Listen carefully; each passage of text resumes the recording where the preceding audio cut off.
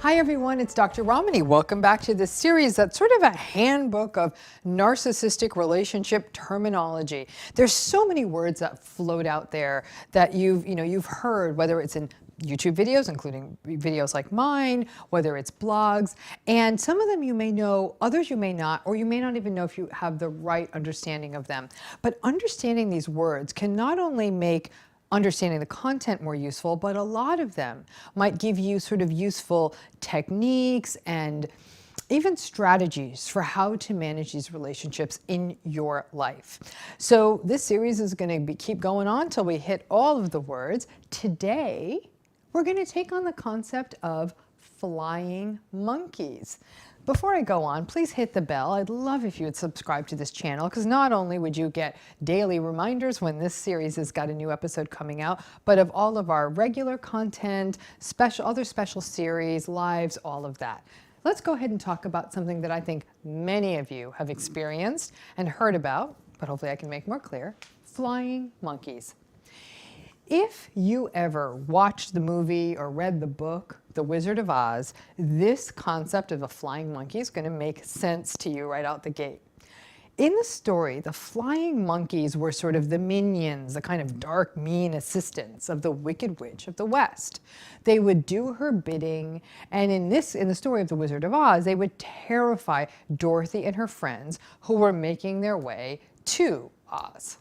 The flying monkeys did the dirty work that the Wicked Witch did not want to do and made her seem even more terrifying. The Wicked Witch, in essence, trained these monkeys to do this, and they basically bought into her propaganda and gladly complied. They themselves never bothered to get to know Dorothy and the Tin Man and all the rest of them. It's a scenario I actually encountered with someone I was recently speaking with, just having a conversation with her about just narcissism in general.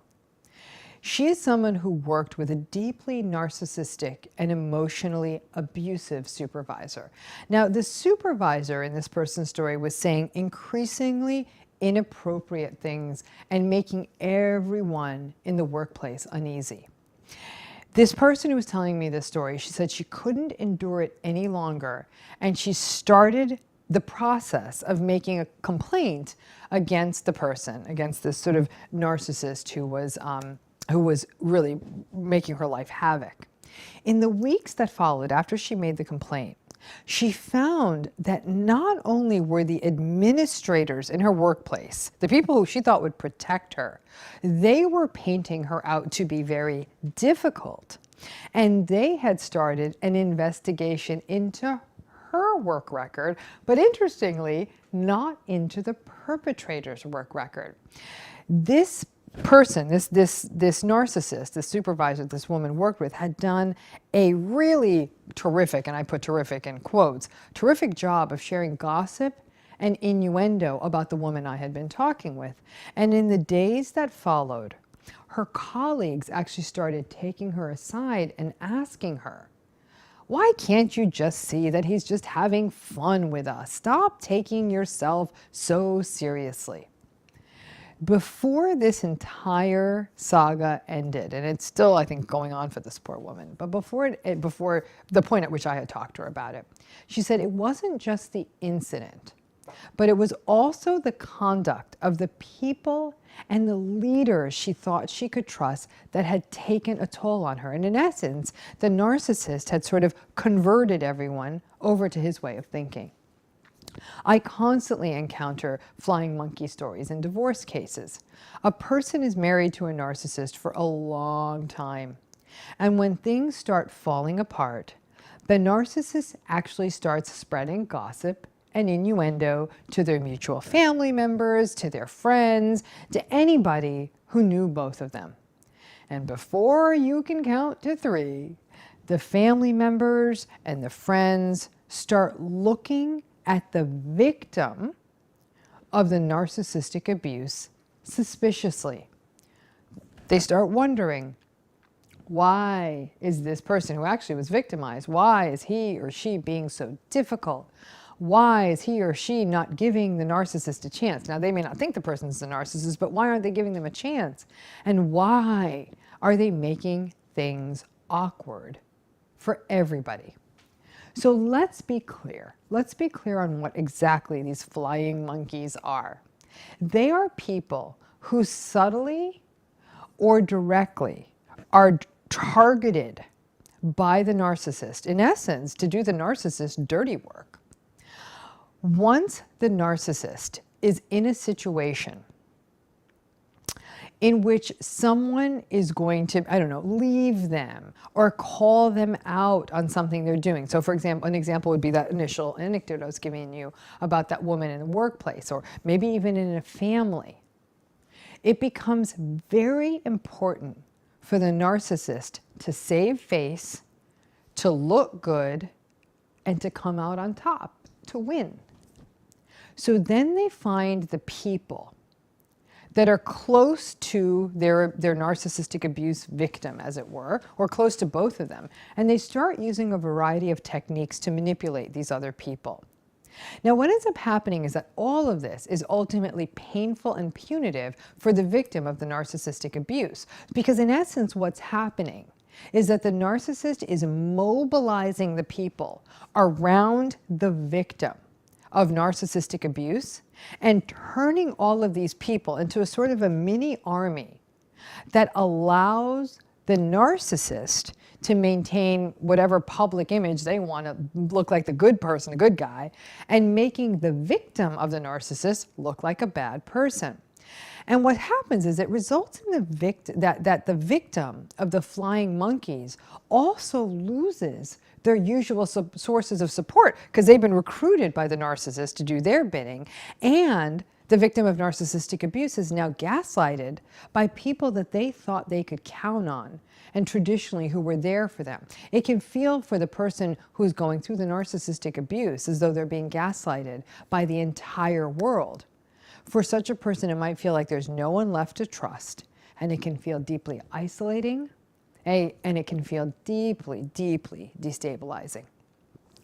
Now, narcissists train their flying monkeys to do a variety of things for them. And these can include anything from spying on the victim to get intel on them. So an example of that might be, I don't know, in a divorce, flying monkeys may let the narcissist know that their estranged partner might have gone out, I don't know, for a cup of coffee with a guy, or drank too much one night with a group of girlfriends. Now, in the workplace, this can also happen, and it can result, for example, in the flying monkeys exploiting a friendship that they may have with the victim to find out then that someone has bent the rules in that workplace and taken home files that they weren't supposed to take home. And so now what happens is they get that intel, the flying monkeys get that intel and can use it against that victim of narcissistic abuse. Now, one of the key tools that a narcissist often uses with their flying monkeys is gossip. Now, again, none of us are immune, right? Gossip is juicy. It can seem like you're part of a dirty secret when someone is sharing gossip with you. And narcissists are aware of the power of gossip, and they use it. They use it liberally in family systems, in relationship systems, in workplaces. And they'll often initially use gossip as sort of a way of sharing a little secret, like entertainment. And everyone sort of gets seduced by a little gossip. And once they have their potential flying monkey on the hook, they keep sort of upping the wow factor on the gossip. And before long, they have the flying monkey believing these sorts of exaggerations of the truth that the narcissist may be engaging in the name of sort of this gossip. Now, in this way, flying monkeys are often used as a part of a very common narcissistic tactic, smear campaigns. Smear campaigns work when there are lots of people on board with the smear campaign. Now, narcissists are masterful, as we know, at using their charm and their charisma and their power. It's the same way they drew you in once upon a time, and the way they draw in other people. And they use that to draw people close sometimes to gain their trust or just win them over and fill their ears and their heads with juicy gossip about the person who will become the victim of this smear campaign. Before you know it, the world or whatever system you're in with that person, they believe the narcissist's skewed narrative. And if you have ever been the victim or on the receiving end of a smear campaign, you know it is emotionally devastating, and in some cases, it can destroy careers, families, and lives. Now, what is amazing to me is that flying monkeys don't even know that they're being groomed for their role of flying monkeys. In this way, the flying monkeys are very much enablers. Now, part of this is the bigger problem like we have in society that I always talk about, which is this idea of how much we enable narcissists. Now, think about how often groups of people make excuses for narcissists. They'll say, that's just how he is, or she doesn't really mean it, her bark is worse than her bite, or my personal favorite is, you're the one who's being difficult. Stop blaming the other person. Boom.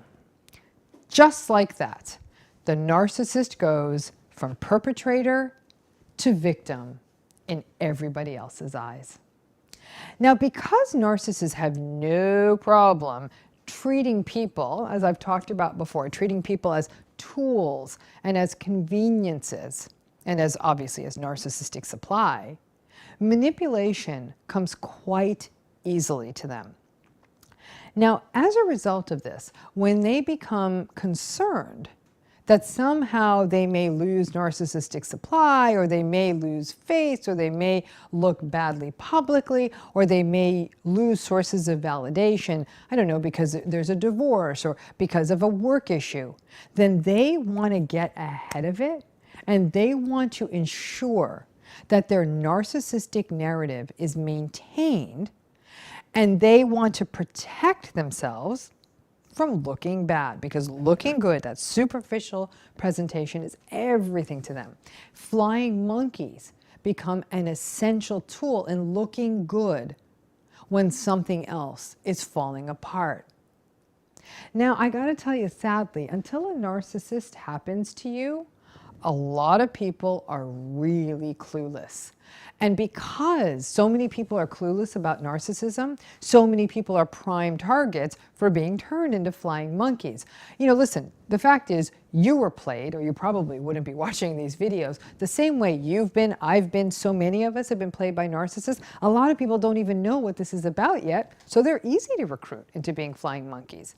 Now, the most challenging part of the entire flying monkey dynamic is that it is incredibly isolating and alienating, and it feels awful to feel like you're alone in this struggle, especially when you think there are other people who are going to support you and aren't, and then have to recognize that your entire truth has been stolen from you. And it's devastating to witness the people you thought were your friends, your family, your close colleagues, your confidants, to be able to just turn on you like that. Watching someone be recruited and converted into a flying monkey can really feel like a terrible betrayal. That on top of having endured the narcissistic abuse. Now, the most horrible part of the entire flying monkey dynamic is the victim blaming piece of it. Now, remember, narcissists are masterful at painting themselves as victims. And as a result, they are able to convince their flying monkeys that the narcissist is the victim. And then the flying monkeys turn around and they will blame you for victimizing the narcissist. Those of you who've been through this flying monkey dynamic, and if you can imagine, even if you haven't, it can feel like living in an alternate universe. It's like stepping into the Matrix or something like that. So why do narcissists harness other people and turn them against you, for example, in this flying monkey dynamic? for all of the reasons you would expect that they do something like this. Their limited empathy often means that they do not reflect on how this would hurt you or hurt other people, just that they're often breaking up a system or a group of people. People who are narcissistic or toxic are almost blind in their pursuit of validation and of narcissistic supply. So flying monkeys are, in a way, they're cornering the market on all of that. Narcissistic personalities are also very, very vindictive. So flying monkeys become a tool to engage in that kind of vindictiveness. Because what they're doing, in essence, is burning the sources of support, burning your sources of support, and once again, isolating you, which is a much easier position in which to abuse someone. In addition, narcissistic people do thrive on chaos. So flying monkeys contribute to creating that sense of chaos for you and for the other people around you. Now, in the most grim version of this story, the flying monkeys, just like the ones in The Wizard of Oz, may also start threatening you. They really, really may truly be doing the narcissist's bidding in that way. In that way, they might even feel like the people, like in a mafia movie, who actually rough up people on the behalf of the mafia boss. They may gang up on you. They may file lawsuits and issue threats and cut you out. And when that happens, you may find yourself in the very, very challenging position of having to take legal action, even against family members or people you once trusted. And that can feel horrific. That you might even understand having to do that with the narcissist, but you can't believe that you're having to do something like this with somebody you once thought was on your side. And there can be an interesting twist in these stories. The narcissist may turn around, and once they're done with the flying monkeys, they're done, the flying monkeys have done their harm on you, they're done, guess what? The narcissist may discard the flying monkeys too. Now that is an interesting day, and it's often a rather sad one. Sometimes at that point, that's when the flying monkeys may recognize the truth. And your flying monkeys may even come back around to you feeling rather contrite. They may even be genuinely apologetic. But after being hurt by them, after being betrayed by them, it's really up to you to consider whether you want to stick out that olive branch. Forgiveness, making amends, all of that, those are a very, very personal process. And however that rolls out for you, it has to happen on your schedule. And here's one more point I want to make sure that we don't forget. Please make sure that you never get recruited and turned into a flying monkey. Now that you know how flying monkeys are created, make sure if someone brings you gossip or tries to turn you around on someone you traditionally thought was an okay person, go to that person, go to that other person and find out what's going on. Somebody's telling you something about a third party, go find out what the real story is. You're not in third grade. You have the capacity to reach out and listen to both sides of a story and judge the entire issue that's in front of you, instead of being drawn into the sometimes rather seductive, gossipy world of gaslighting and theatrics and manipulation that a narcissist can use to turn you into a flying monkey. You know, some of you know what it felt like to be on the receiving end of that. You want to ensure that you don't do that to someone else. So what do you do? What exactly are you supposed to do if you are faced with flying monkeys? First, I'd tell you, definitely don't defend yourself. It is so tempting to try to explain and defend yourself to someone you once trusted. But I hate to say it, it's almost like one of those sci-fi movies where somebody kind of gets a chip put in their brain and they're converted into the alien race. Once the narcissist has their ear, it's like they're now converted into a cult and they can't hear or see straight.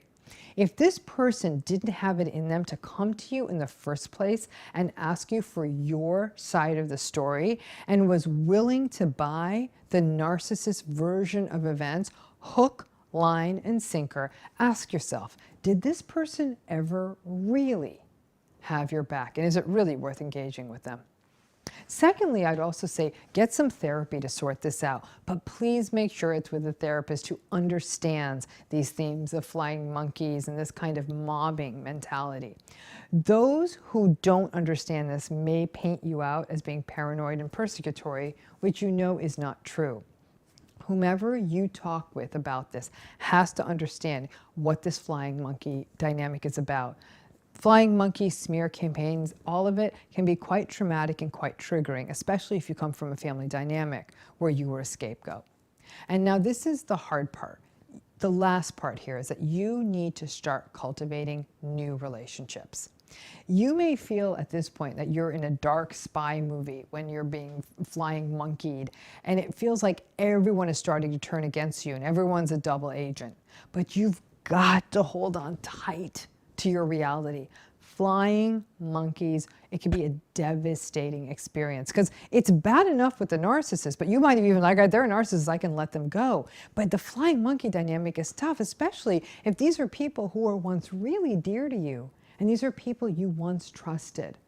And sadly, the way that a narcissist's mind works, it's always for them about strategy, and it's always about getting to other people first. For them, life is like a big court of law, and they're always thinking strategically. Now, in The Wizard of Oz, Dorothy was able to throw a bucket on the witch, and the flying monkey scattered, and the witch disappeared. Now, unfortunately, it's not that easy in real life. In many ways, you do have kind of that proverbial bucket of water to throw on the narcissist and make those flying monkeys scattered. And part of it is to not play their game. Recognize it for what it is. And yes, I acknowledge that it can fill you with grief and it can be a really challenging experience. But once you don't play their ground game, you can safeguard yourself and also make a commitment to ensure you never do this to someone else. I hope this video has clarified what exactly flying monkeys are and elevated the concept from just that, beyond that of The Wizard of Oz, so you can see how this might have affected you or maybe someone close to you who has gone through this. Flying monkeys are definitely part of how narcissists do sort of damage control when things aren't going their way, and a great example of how they shift the narrative to suit themselves. I hope you like this. I hope it clarified it and gives you a better handle on the concept of flying monkeys. Please ask, if you haven't already, please hit the bell, subscribe to this channel. You'll get notifications on when future videos are coming out on other series, and every time we put a new episode out, you'll be the first to know. Thanks again for tuning in.